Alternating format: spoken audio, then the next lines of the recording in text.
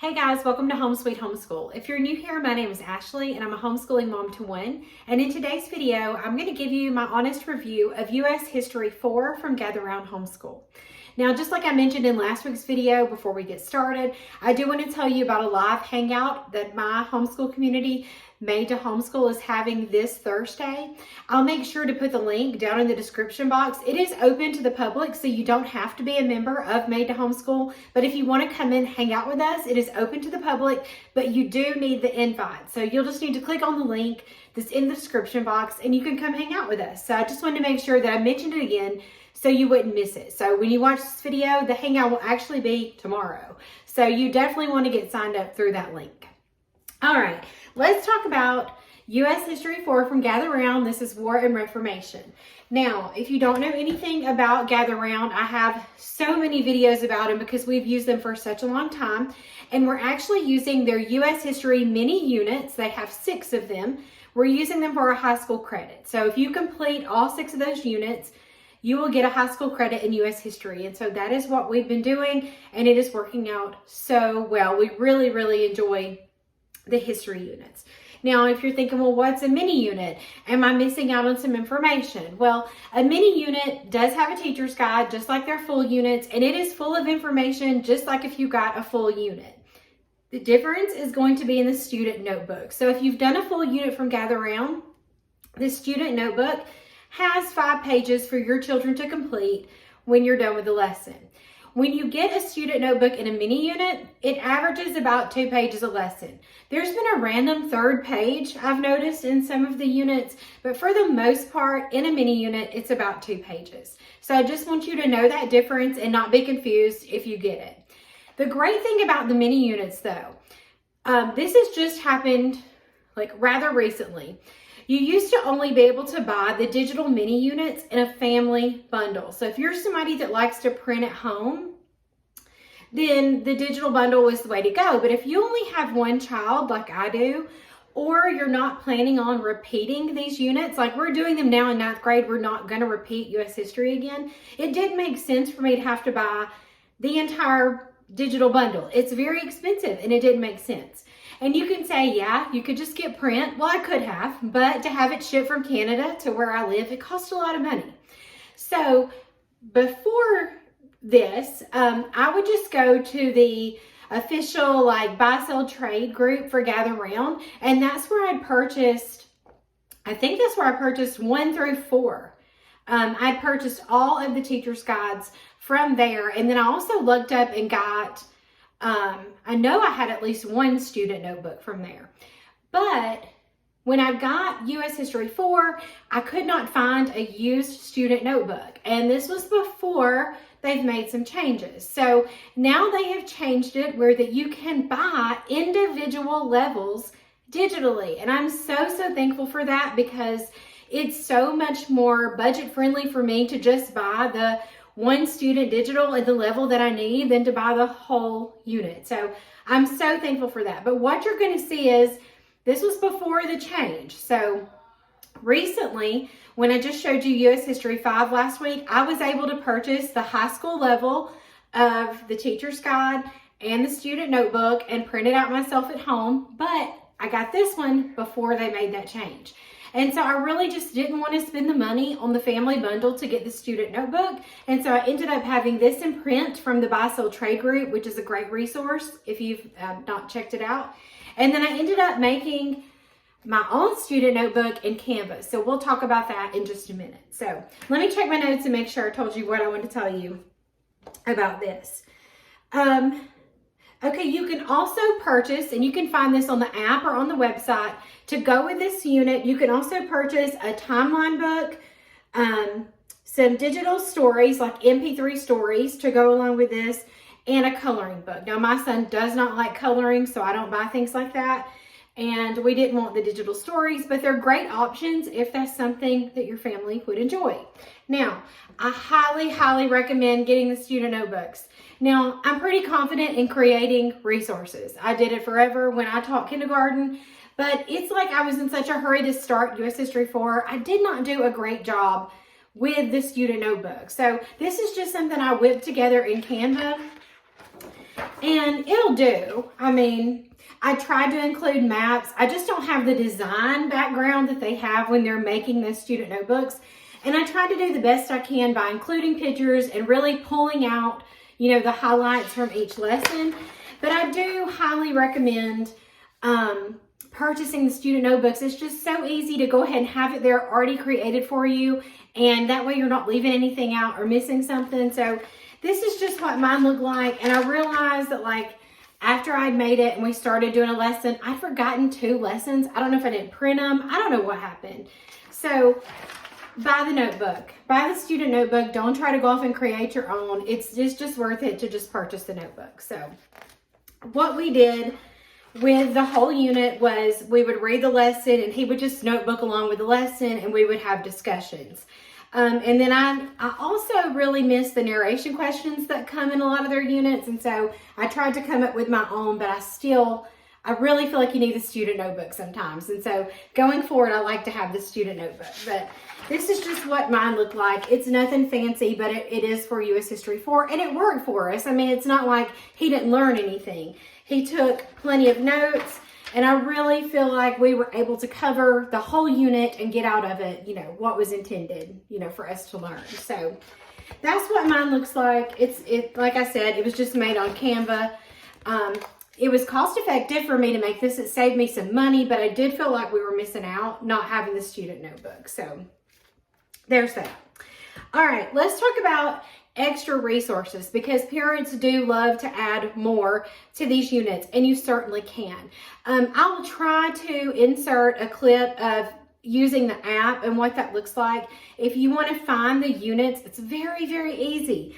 You'll just go to unit resources, and then you do have to pick between a full unit and a mini unit. So this unit's a mini unit.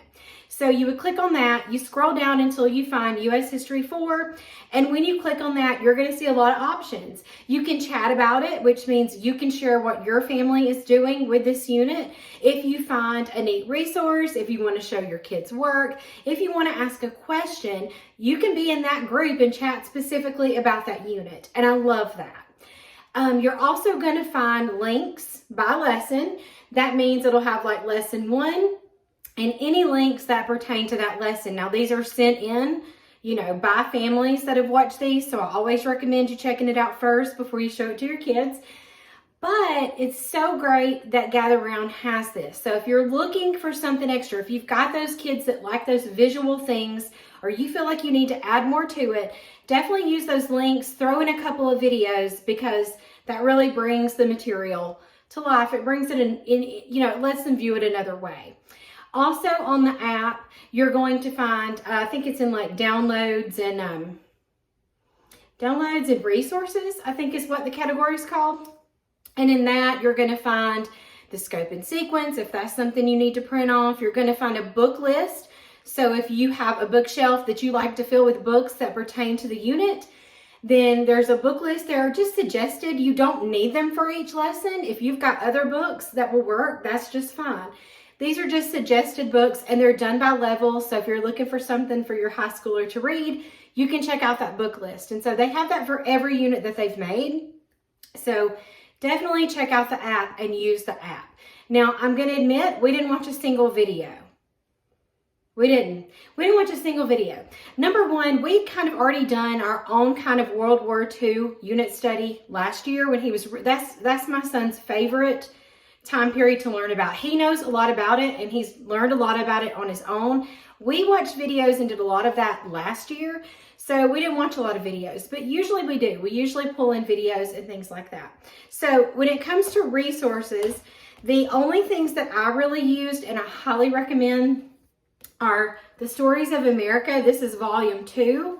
Volume 1 is going to be for those earlier U.S. history units from Gather Round. Volume 2 picks up, you know, in this, I think we used this, I know we used it in 3 and 4. And so this is great. Volume 2, and then Stories of Our Nation, Volume 2. So what I like to do before we even start the unit is I go through and I just put labels on them for what lesson they pertain to. These just add a little more meat to it, and these are written in a living book format, so almost like a story, but it really just gives us a little more information about what's in here. So I was very happy that we had these. I'm somebody that doesn't know a lot about World War I and World War II because apparently when I took history in high school and in college, I didn't pay a bit of attention. But I love it now as an adult. And after reading this unit, there were times where I felt like I need a little more information. I feel like they left some things out. Like I need just a little bit more. And I was able to fulfill that by reading these books and getting just a little bit more information. It doesn't go super in depth into a lot of things. And so I really think that leaves you the space that if you want to know more, you can go looking for more. So that's just kind of how I feel about it. So I love these. These come from Simply Charlotte Mason. So definitely check those out if you just want a little more history. I really love those. Another resource that we use is the History Timeline. This is from the School Nest. You can purchase one from Gather Round that's specific to this unit, but we just kind of put everything in here. So whenever we came to like a, I called them timeline alert, that's what they call them. And so we would just write it in our history timeline here. So I have a bunch of these linked in my Amazon store because you can get them in a ton of colors. But we use this all the time. Like I love this history timeline. So I highly recommend either getting one of these or get one from Gather Round, either one. So that's really the only resources that we used. So I was just going to talk about some of the things that you learn in this one. I do have like just a really quick flip through of this on my channel. I can link it in the description box, but you do cover like progressivism. You talk about Theodore Roosevelt, the Great War, the war to end all wars, unity on the home front. So it did talk about, there was a lot of good lessons about what Americans could do at home while we had other people away fighting. So we did talk about rations and war bonds and, growing your own food, all those kind of things of how you could do your part while the war was going on. The Roaring Twenties, the dominoes of the Great Depression, coming out of the dark, Franklin Roosevelt, the world at war again, and you talk about the Pacific Theater, and you talk about wartime in the home front, and then World War II, the European theater, and then reflections on that. Now, my son was a little disappointed because while Hitler was mentioned, my son has always been very interested in Hitler's life. Like, how could somebody do the things he did? That's always really puzzled my son. And so we've always had really good conversations about that, but he's always enjoyed learning about his backstory and kind of what led him to believe this way. And he was mentioned in here, and it did kind of mention, he did some bad things. And it talked about the other, leaders that didn't do too many great things, like Stalin and Hirohito and Mussolini and all those people. They were mentioned, but not a lot went into it. And that may not be something you want to cover with your child, especially if they're young. But for my son, that's what he's interested in. Those are the things he wants to know. So I was kind of glad that we'd already done that lesson last year because we spent a little bit of time on the dictators and, all their politics and things like that. We did a whole thing on that, and that was kind of missing from here. It was like, hey, this is the leader of this area and blah, blah, blah. But if you want a little more in depth on that, that may be something you want to add, or it may be something you want to completely ignore. I don't know. But in our home, that's the kind of things he wanted to know. And we're open to talking about hard things here. So even though it's hard and it's terrible, it does need to be talked about. And so it wasn't really talked about in here about the really, really bad things. It talked about war and bombing and ravaging places and things like that, but it's, he needed more. He wanted more of that, and that was kind of missing from there. And then these stories kind of help with that, but you can always watch documentaries or read other things to find those things out. I feel like that was the kind of thing that was missing. This might not be the curriculum for it. I don't even know if that needs to be in curriculum, but that's something my son really wanted to talk about, and it just wasn't in there. So anyway, there's that. One of my favorite things in these units, and they're in a lot of their units, I'm pretty sure, are the Let's Talk About It. So these are at the end of the lesson, and that's really such a good time if you want to have those good discussions and you want to get into a debate and you want to talk about those hard things. These Let's Talk About It are great discussion starters. That way you can really sit back and hear the thoughts of your children. And it will amaze you how insightful and how smart they are. And a lot of times my son picks up on things that I don't. And so I love the Let's Talk About It section. That's a feature that I really, really like. Let me see.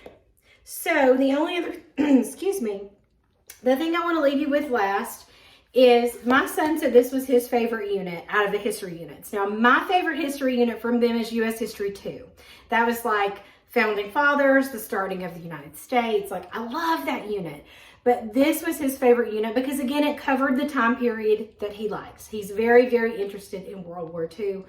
So he was all into this. So if you've got a child who is interested in wars and fighting and World War II and World War I, this may be the unit for them.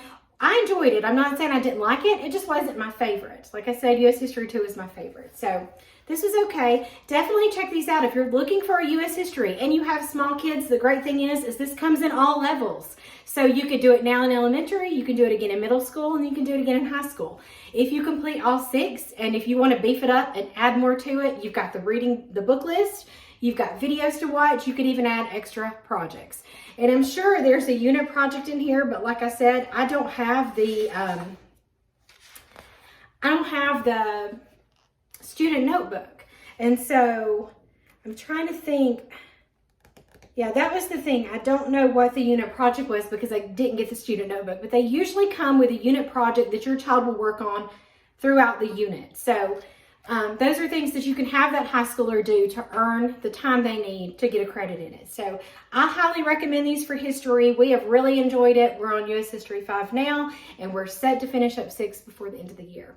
If you have any questions about Gather Round Homeschool, homeschooling in high school, using these U.S. History units, you want to see a flip through, you got to check out my channel. There's tons of information on it. Hit that subscribe button. Watch some of those older videos. I will link the flip through to this down in the description box. And like I said, the hangout for Made to Homeschool that is open to anybody, you included, you watching right now. If you're not a part of Made to Homeschool, you can come hang out with us tomorrow, the 29th. Hang out with us. You need the invite though, so you got to click that link in the description box, and I hope to see you there. And as always, thank you so much for watching.